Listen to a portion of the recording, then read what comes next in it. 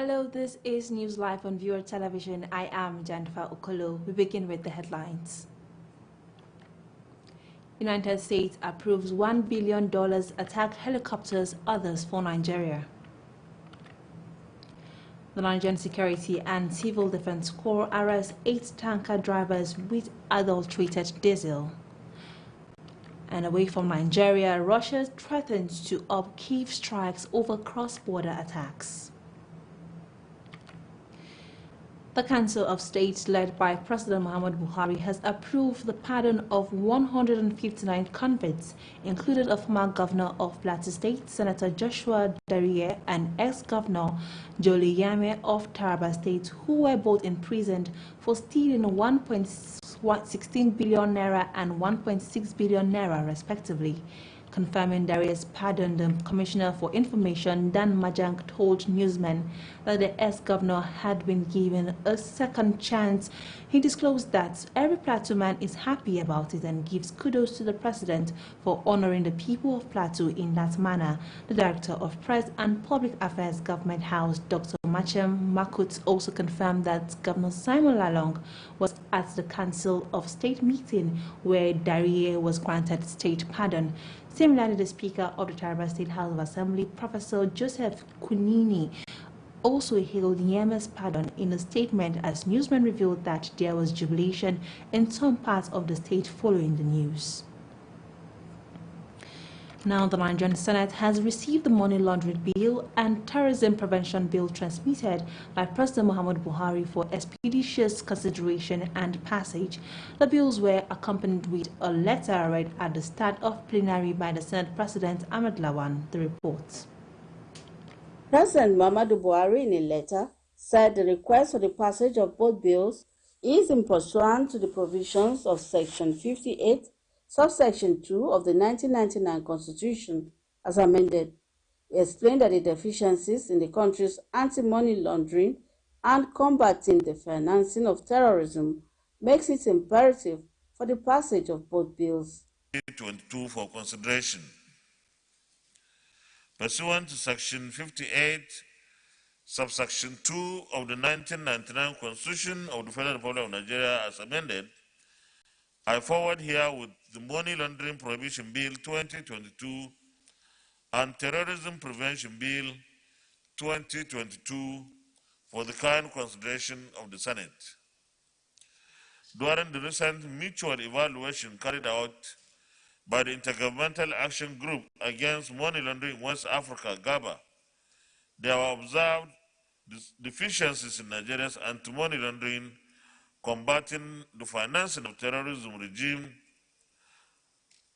Following the evaluation, the Ministry of Justice and other relevant stakeholders reviewed said deficiencies and drafted the Money Laundering Prohibition Bill 2022 and Terrorism Prevention Bill 2022. It is hoped that the bills, when passed into law, will help check money laundering and terrorism financing in the country.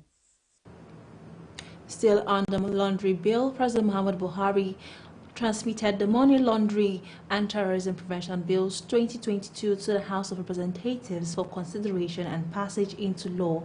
Deputy Speaker of the House, Idris Wase, read the letter for the two pieces of legislation at Thursday's plenary. In the letter, President Buhari said the bills seek to address the deficiencies in the Nigeria's anti-money laundering and terrorism laws to meet contemporary demands and global best practices. Following the evaluation, the Ministry of Justice and other relevant stakeholders reviewed said deficiencies and drafted the Money Laundering Prohibition Bill 2022 and Terrorism Prohibition Bill 2022. Unless these deficiencies are addressed promptly by the National Assembly in order to bring the legal regime in conformity with Financial Action Task Force recommendations, Financial Action Task Force recommendation, Nigeria will face the risk of negative public statement, blacklisting the country by Financial Action Task Force, and this will lead to some negative consequences to our rapidly growing economy. The House of Representatives also amended the 2022 Appropriation Act plenary on Thursday. The House passed the bill amending the 2022 Appropriation Act, which approved 4 trillion naira for subsidy on premium motor spirit and also approved the upward review of police salaries to 182 billion naira. These approvals are sequel to the President's request submitted to the House last week seeking adjustment to the 2022 fiscal framework. I rise to move that this House, as directed by the Speaker, do move to executive session and subsequently Committee of the Whole and Committee of Supply to consider reports. Mr. Speaker, honorable members, I so concurrently move. Thank you. Also, the Chairman House Committee on Appropriations, Mukhtar Batara, further briefed the House of Representatives correspondents on why the adjustments became expedient to addressing some social-economic challenges facing the country today.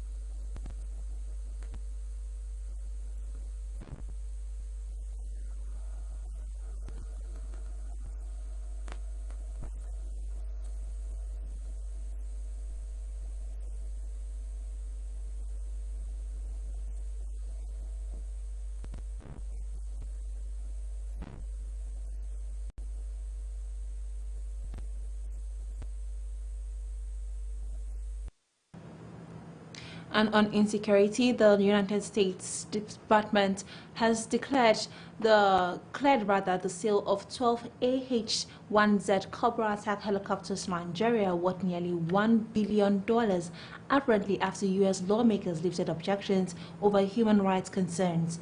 The Defense Security Cooperation Agency announced the sale of the helicopters and related defense systems to the Nigerian military. The package includes $25 million for human rights-related training.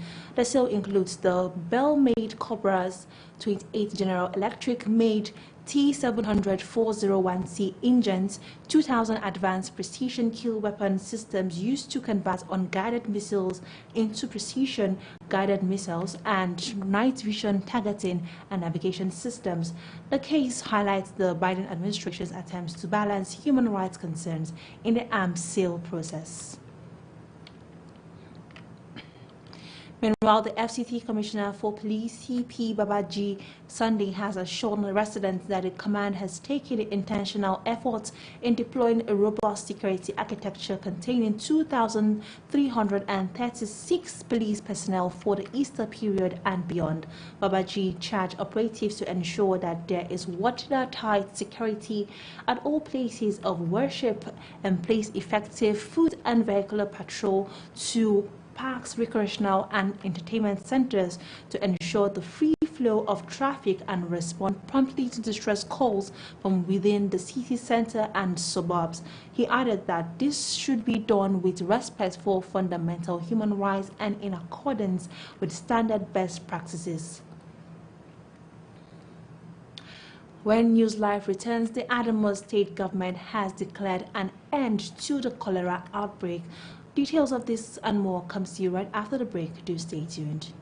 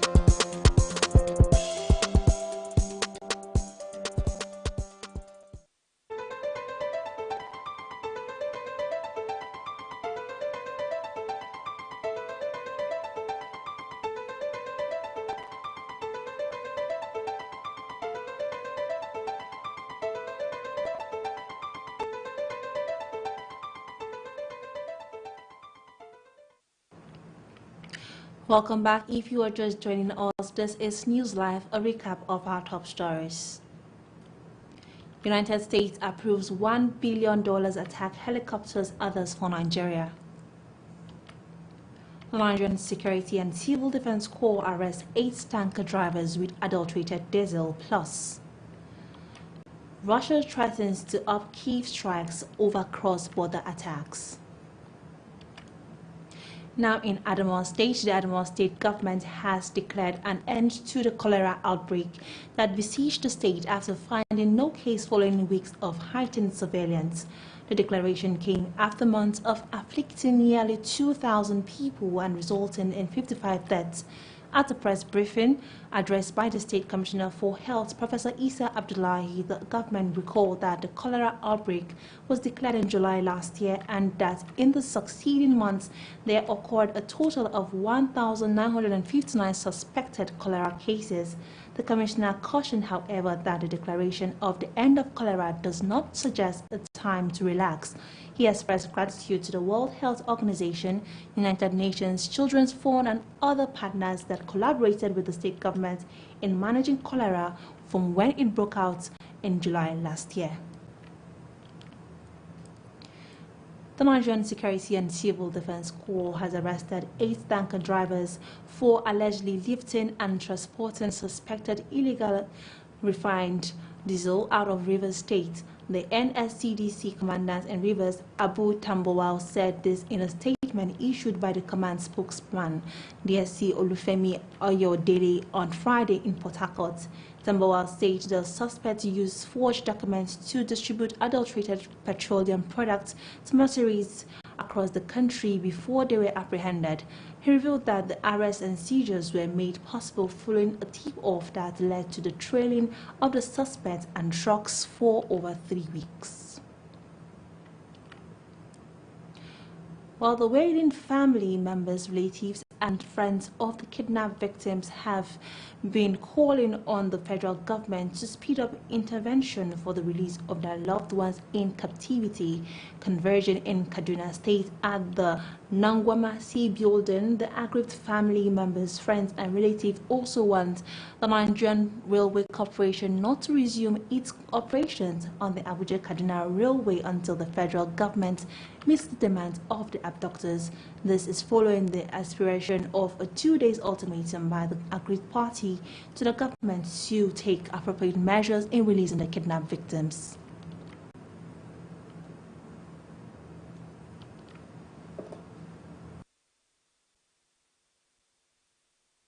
The NRC should not be talking about reopening their services now when our people are still in captivity. Because what is the assurance that if they start services now, that people that will board the trains are safe? What measures have they put in place to guarantee the security of people that will patronize their services? So it is not, and we don't want a reoccurrence of this. The first thing should be they should get these people out. Then after, they can put measures, adequate measures in place and resume services so that this does not happen again in the future. Show us concern. We are all citizens of Kaduna State. We all live, dine, and do everything in Kaduna State, and you left us here without talking to anybody. He's our governor for crying out loud. Let him show that concern. Nothing. He's not spoken to anybody, and nobody is saying anything. He's the head here. The Minister of Transportation, for my mother and sister paid their transport fare to get to Kaduna safely. They haven't. What happened? He came to Kaduna and El-Rufai, and it was just a showman's show here, playing to the gallery and not doing anything concrete. For the love of God, we have a right to cry. Loved ones are there. Come rain, shine on them.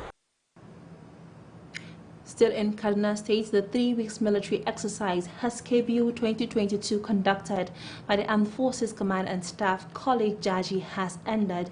The exercise, which was conducted by the Armed Forces Command and Staff College Jaji, was specifically designed to provide top-notch security intelligence defense and a joint multipurpose operation tactics in order to strengthen the synergy among sister agencies, paramilitary organization, and other stakeholders involved in internal security and low-intensity conflict operations.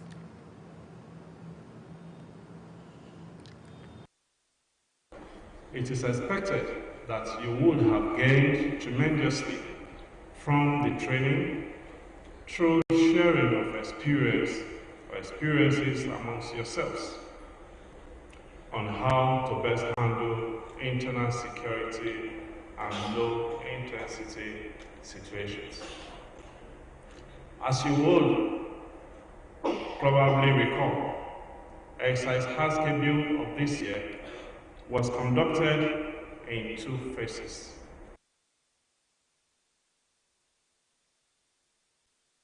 In his closing remarks, the Commandant Armed Forces Command and Staff College Air Vice Marshal Anthony Tuase highlighted the 2 phases of the exercise, which includes lectures and presentations, as well as planning and execution. The special guest of honor, Comptroller General of Immigration, represented by the Comptroller NIS Kaduna Sector Command, Ode Adap Poyi, commended all 406 graduates for their active participation in the 2022 exercise HASKBU, urging them to imbibe a self-sacrificing spirit as joint multipurpose operation tactics remain paramount. It's imperative that they take along with them for the rest of their careers what they have been taught during this exercise. The need for inter-agency synergy in order to secure our country's borders, in order to maintain internal security. It has become painfully clear that no single agency can do it alone. So that's the essence of an exercise like this. They bring the operatives of different security agencies together so that we all see ourselves at one. Also, Valerie Uche, a participant, says the need for respect for human rights as it is one of the bases for the training.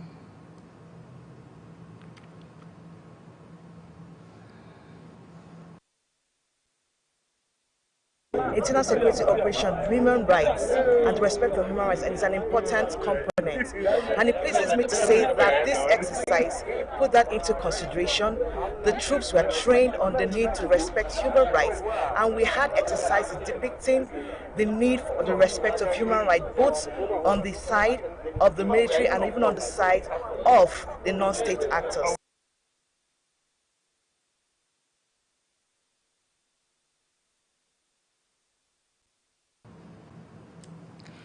Well, women's empowerment programs, according to Governor Darius Ishaku, are critical to long-term growth. The governor made the remarks during the flag-off and distribution of livelihood grants to women affinity groups at the Joliyeme Stadium in Jalingo's Gymnasium Hall. Linda Guana completes the story. According to the governor, his administration has empowered many women from all parts of the state who have taught others how to be self-reliant. Governor Ishaku describes the Nigeria for Women program as a program to improve the living condition of women in the country, with Taraba State being among the 6 benefiting states of the federation. The governor vowed to build on the achievements of the affinity women groups, which have donated over 300 million naira to the initiative so far. He commended the federal government, the World Bank, and the state coordinating units on the program's success and urged grant recipients to adhere to their grant agreements. The Nigeria for Women project, as you all know, is a government project sponsored and supported by the World Bank. The objective is the improvement of livelihoods for women in the targeted locations. Haruna Manu, the Deputy Governor of the state and Chairman of the State Steering Committee, expressed gratitude to Governor Darius Ishaku for providing a counterpart money of 200 million naira for the Nigeria for Women program. The Nigeria for Women project, according to the chairman, is a program aimed at assisting women aged 18 and up in 3 local government areas of the state: Zinc, Bali, and Takum. Ruth Michelia, the national project coordinator of the Nigeria for Women program at Elia, praised Taraba State Governor Darius Ishaku for establishing an enabling climate for the program to succeed. I want to really appreciate His Excellency's commitment towards uplifting the life of people in Taraba. The coordinator lauded the women for their perseverance during their training. In a goodwill message, Ibrahim Ali, representative of the World Bank team leader, thanked the state government for becoming the second state to meet their needs. I stand here to convey the bank's congratulatory message to the government and good people of Taraba State for being the second state to achieve the target of 2,000 works last year. The recipients who spoke at the event expressed their gratitude to Governor Ishaku for his generosity in supporting the initiative. So I am happy for the government that have come in to help us in this group.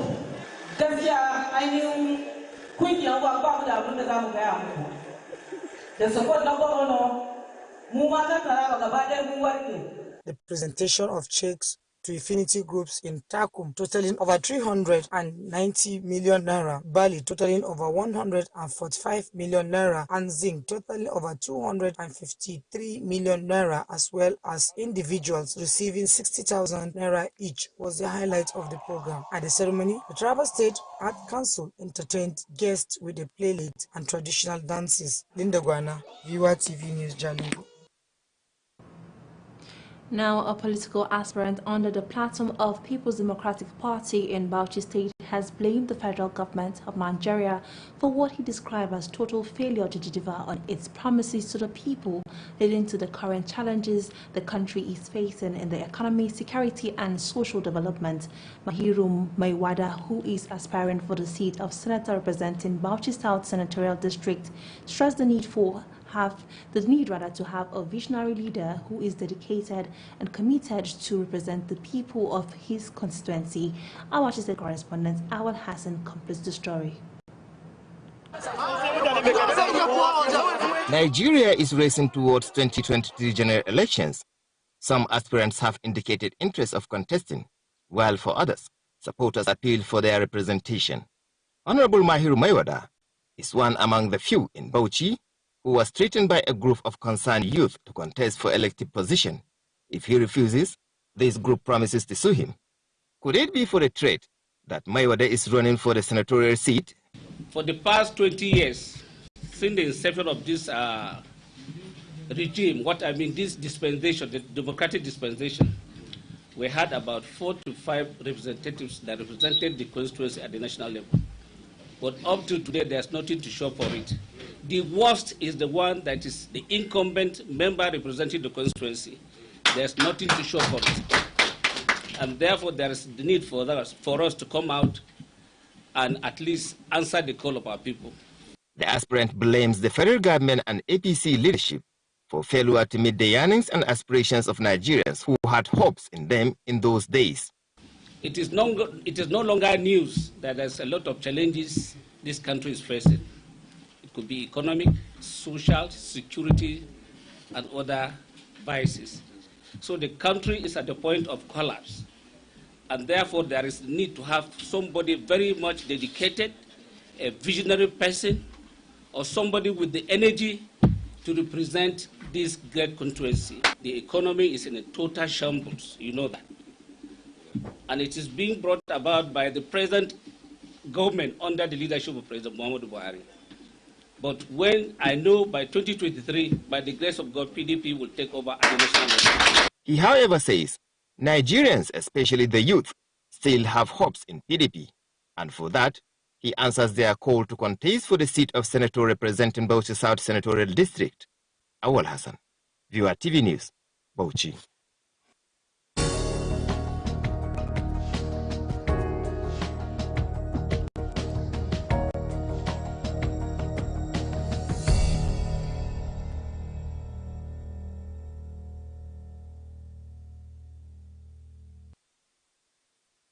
Today, the National Assembly has approved the revised budget of 17.3 trillion naira for the 2022 fiscal year.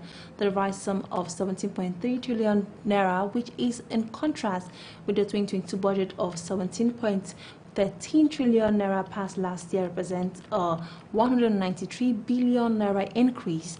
But while the Senate approved 3.55 trillion naira for petrol subsidy, the House of Representatives okayed 4 trillion, pegged the oil benchmark at $73 per barrel from $62 The approval of the Appropriations Act 2022 Amendment Bill was sequel to the consideration of the reports by the Committee on Appropriations presented by its chairman Jibrin Barrow of Progressive Congress APC Kano North. The approval came with the passage of a bill to amend the 2022 Appropriations Act transmitted to the National Assembly on February 10, 2022 by President Muhammadu Buhari for consideration. Now, the World Bank has cut sub-Saharan Africa's 2022 growth estimates from the 4% in 2021 to 3.6% as the region continues to deal with the new COVID-19 variants, global inflation, supply disruptions, climate shocks, and the effect of the Russian invasion of Ukraine.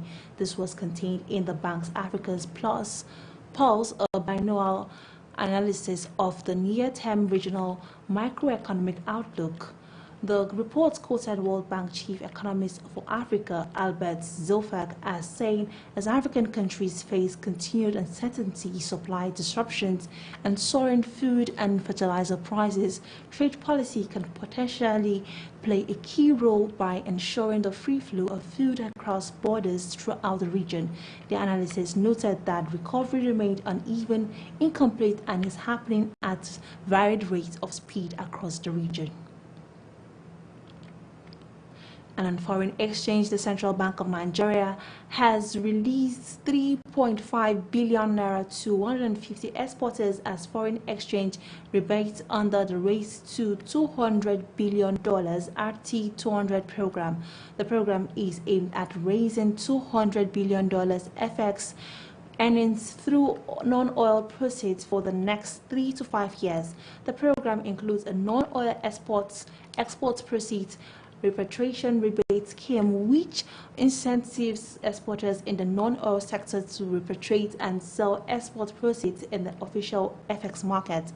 Under the scheme, CBN pays rebates of 65 naira for every dollar repatriated and sold in the investors and exporters i.e. window to authorized dealer banks for third-party use. The CBN also pays rebates of 35 naira for every dollar repatriated and sold into i.e. for own use of eligible transactions only, provided the spread is not more than 10 kobo. The Apex Bank also stipulated that payment of the incentive shall be quarterly, with exporters that qualify credited within 1 week after the end of the quarter.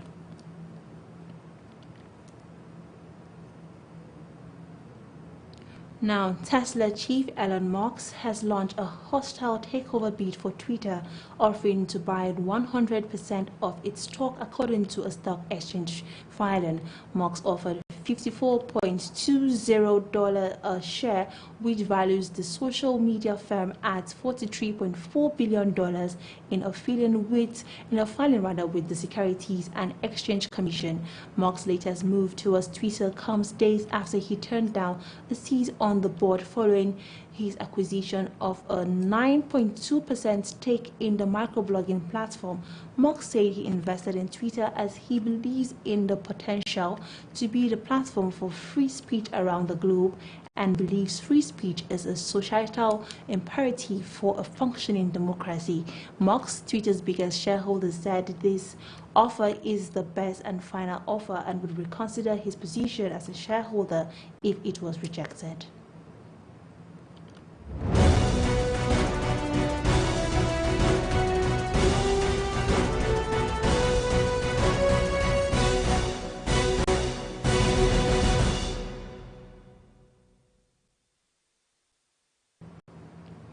And on the international scene, a small congregation in white hard hats attended Mass at Notre Dame Cathedral in Paris, the first service since the fire devastated the Gothic landmark 2 months ago. Church leaders are keen to show life goes on at the cathedral as donations for rebuilding trickle in. Less than 10% of the 850 million euros, that is $953 million pledged by billionaires, business leaders and others, has been received so far, the French government said. The Mass, which commemorates the cathedral's consecration as a place of worship, was held in a side chapel left undamaged by the April 15 fire, which attendance limited about 30 people wearing protective headgear. Priests in ceremonial garb of white robes and yellow stoles briefly parted with their hats during the communion. Now, Russia has warned it will intensify attacks once again on Ukraine's capital, Kiev, over alleged cross-border assault by Ukrainian forces. The threat came after Moscow accused Ukrainian troops for launching assault in Russian border areas on Thursday, a charge Ukraine denied and coincided with reports of powerful explosions being heard in Kiev early on Friday morning. In its briefing, the ministry said its troops had struck a military factory on the outskirts of Kiev late on Thursday using caliber sea-based long-range missiles in retaliation for the alleged attacks. The blast in Kiev appeared to be among the most significant since Russian troops pulled back from the area more than 2 weeks ago as Moscow announced it was refocusing its offensive on Ukraine's eastern Donbas region. Muslims' headscarves took center stage in France's presidential campaign on Friday in far-right candidate Marine Le Pen's push to ban them in the country with Western Europe's largest Muslim population.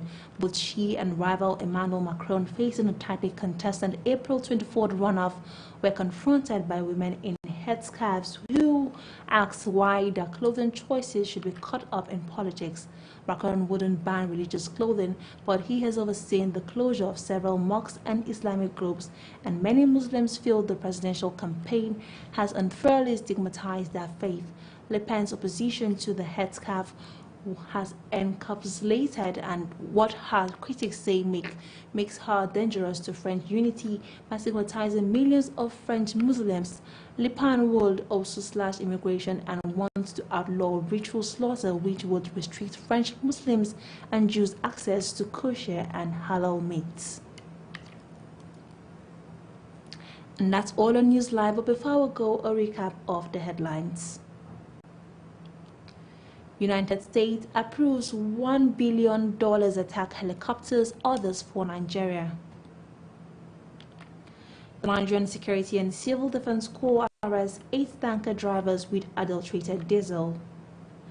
And on the international scene, Russia threatens to up Kyiv strikes over cross-border attacks.